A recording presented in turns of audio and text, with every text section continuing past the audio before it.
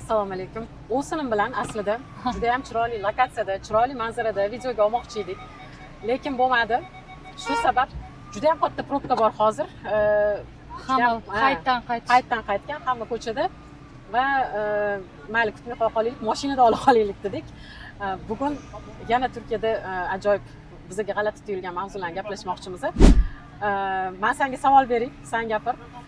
Bu siyosat haqida, siyosatga aralashmasdan gapirib ber menga. Turklarning siyosat pozitsiyasi haqida. Siz ham qiyin anaqa savollar berardingiz. Qiyin savol, qiyin mavzu. O'zi har doim shu mavzuga har doim hayron qolaman. Bunchalik darajada ochiq oydin bemalol gaplasha olishadi, bemalol talashishadi, muhokama qilishadi. Hattoki aka-ukalar urushib qolib ko'rishmaydiganlar ham bor. Ko'chalarni ko'rsatib ketding. Ha, gapiraversan. Nima dedim? Juda ham ajoyib narsa. Shunchalik darajada butun kunini xabarlar ko'rib o'tkazadiganlar bor. Boya aytganimdek, berilib, jonini berib talashishadiganlarga qoyil qolib ketaman. Rosta ham ajoyib narsa, men uchun juda ham g'alati narsa. Ba'zida shu darajada talashishadiki, bo'ldi bular umuman yuz ko'rmas bo'lib ketadi deyman, lekin yaxshi anaqa nima qilishadi, gaplashib ketishaveradi anaqa. Hozir 1 minut. Shu g'alati tuyulgani ochiq oydin muhokama qilish, ochiq oydin hamma fikrini bildira olish, umuman yashirincha nima qilish emas. Bemalol prezidentni ham muhokama qilishaveradi. Shu partiyadagi eng katta insonlarni ham bemalol muhokama qilishlari men uchun juda ham g'alati mavzu. Bu narsaga hali-haligacha o'rgana olmaganman.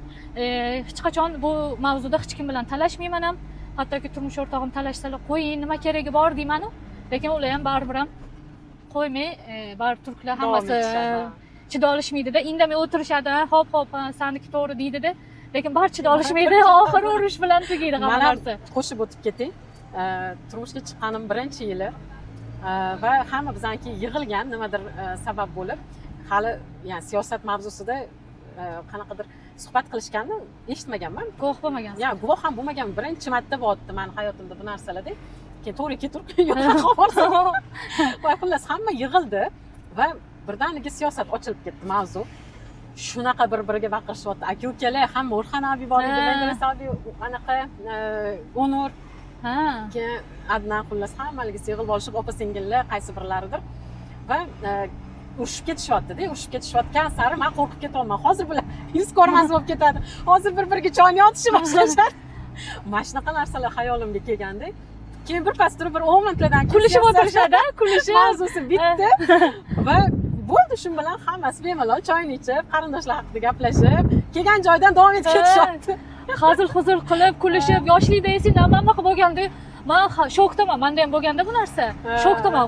Mavzu qachon bu tarafga o'tib ketdi deymanda, hayron qolaman lekin. Xullas, Turkiyada agar mabodo erga tegib yangi kelin bo'lib qolsanglar-da, mana shunaqa bo'lsa hayron bo'lmanglar, to'g'ridan ketib. Bular agar oila a'zolari hammasi bitta partiyani tutmasa va muxolifat bo'lishsa, bir-biriga urushadi, keyin yarashishadi, davom etib turishadi va bu bor yo'g'i 10 minut, nari borsa 15 minut davom etsa kerak. Undan keyin o'sha hayot xullas. Menga, o'sinimga, yana menimcha Turkiya erga teggan birmuncha o'zbek qizlarimizga g'alati tuyulgan narsa bo'lsa kerak bu. Xullas, esimizga tushib qolganda shuni video qilib qolaylik deb mana shu yerdan ko'rsatib qo'ydim. Anaqa videoni joyida sig'ida bosib qoldik xullas. Hozirgi kunda juda muhokama bo'lyapti siyosiy mavzuda. Juda ham trendda bo'lib ketdi. Chunki muxolifat partiyada bitta o'sha muxolifat partiyani anaqa boshi xullas nima deyiladi u? Sen noto'g'ri kiryapsan. Yo'q-a? Nega orqanda? Men bu bola. Nega aytyapman? Seni yo'ling emas ukam. Xullas muxolifat partiyasidagi bittasi anaqa qildi, nima deydi, noto'g'ri ishlar qilgan ekan, uni olib tashlashdi-da, eskisini olib kelib qo'yishdi. Hozir rosa trendda xullas. Bir-birini go'shini chaynab yotishibdi, talashib tortishib. O'shanga bizanikilar anaqa partiyadagi hozirgi nima deyiladi, u muxolif narigisini siyosat tushunmaydigan ism bermasdan muhokama. Xullas, bular xursand bo'lishyapti, nargilari xafa bo'lishyapti, bir balolarga xullas. Juda ajoyib. Anaqa chiqib oldik Oltinzorga. Yana. Efendim? video çekiyoruz o yüzden. Yana nima g'alati tuyulgan senga? G'alati tuyuladigan nima mavzular emas, lekin sizdan bir ikkita Anaqaga keldik-ku, mamtdan tushsang bizani. Neyse, mamtdan qaytib ketamiz, ha. ha. Sizni bir ikkita nima ta'lim haqida fikrlaringizni so'ramoqchi edim. Ha. Turkiyada ta'lim qanaqa fikringiz bo'yicha? Siyosatdan ta'limga Ha. zo'r burilish.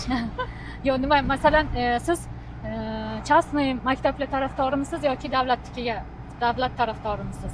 Davlat maktablari tarafdorimisiz to'g'rirog'i? Aslida mamki. Puling bo'lsa, конечно, частный maktablarning ham hammasi zo'r emas. Ha. Chunki частный maktabda dars beradigan o'rtoqlarim juda ham ko'p-da. Xuddi shu narsani aytmoqchi edim men ham. Zo'r degani emas, ya'ni xususiy maktablar.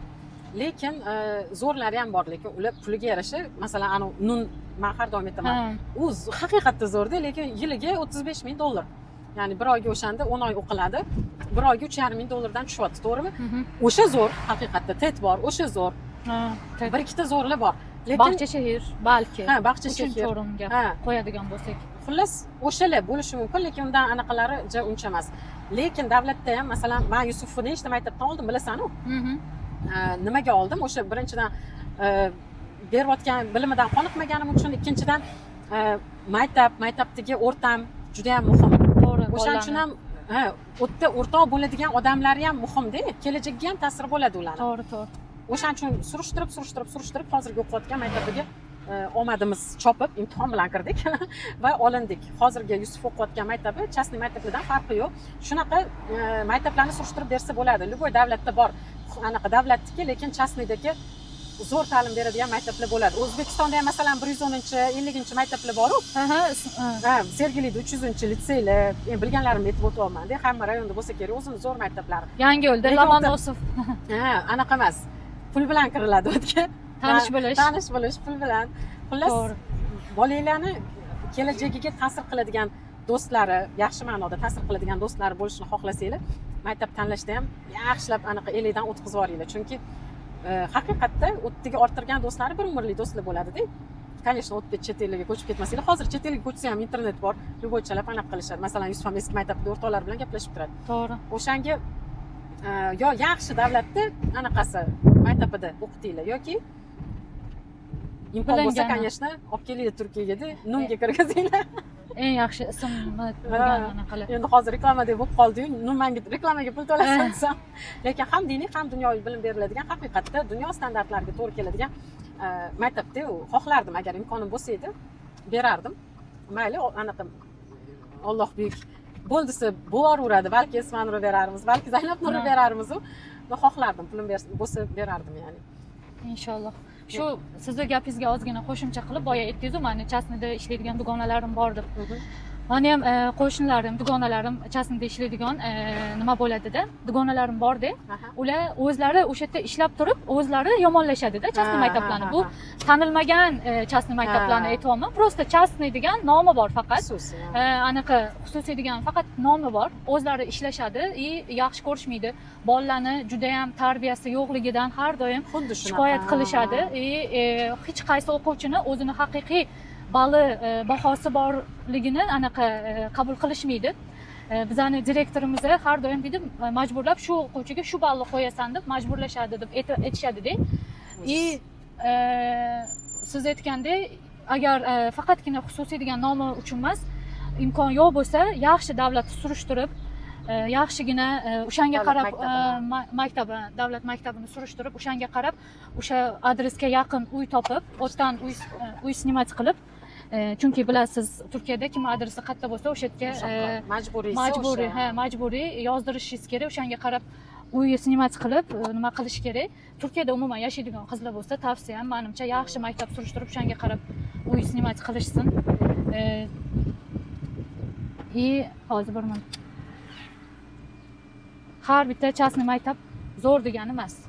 To'g'ri. Shunaqa. Biz o'zimizcha nima xuddi shu joydan ketdik, dedikki, yo'q dedik, bir oldingi videomiz manzarasi hammaga yoqdi. Yanada ham chiroyliroq manzara topishimiz kerak deb yo'lga chiqdik. Bu yerda video olmaymiz dedik. lekin shunchalik darajada probka borki, oxiri aylanib o'rgilib yana shu joyga yetib keldik. Demakki, yo'lni o'zi olib chiqdi. yo'lni o'zi qanday adresni bilmagan holimda men Istanbulda yaxshi bilmayman yo'llarni. Shunga qaramasdan baribir ham shu joyga yetib keldik. Demakki, peshonada shu yerda video olish bor ekan. Shu yana qanaqa mavzular sizlarga qiziq aytinglar. Biz maksimal darajada tez ko'rishib turishga va shunaqa mavzularda video olishga harakat qilamiz. Rahmat, hammaga xayrli va barakali kun tilab qolaman. Allohga omonat bo'linglar. Allohga omonat bo'linglar.